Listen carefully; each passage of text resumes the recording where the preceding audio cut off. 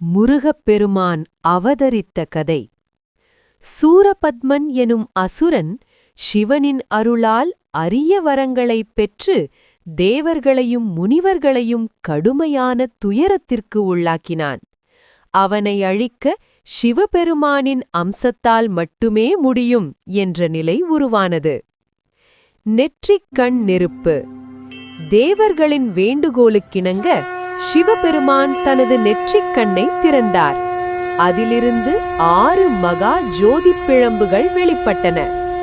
அந்த அக்னி பிழம்புகளின் வெப்பத்தை தாங்க முடியாமல் அவை வாயு பகவானாலும் அக்னி தேவனாலும் சரவணப் பொய்கை எனும் தாமரை தடாகத்தில் விடப்பட்டன. அந்த 6 சுடர்களும் அங்கே 6 அழகான குழந்தைகளாக உருவெடுத்தனர். அவர்களை வளர்க்கும் பொறுப்பை கார்த்திகை பெண்கள் ஏற்றனர். அன்னை பார்வதி தேவி அந்த 6 குழந்தைகளையும் ஒரு சேர அணைத்தபோது அவர்கள் 6 முகங்களும் 12 கைகளும் கொண்ட சண்முகனாக ஓருருவம் பெற்றனர். சூரபத்மனை அழிக்க அன்னை பார்வதி முருகனிடம் தனது பேராற்றல் கொண்ட வேலாயுதத்தை வழங்கினார்.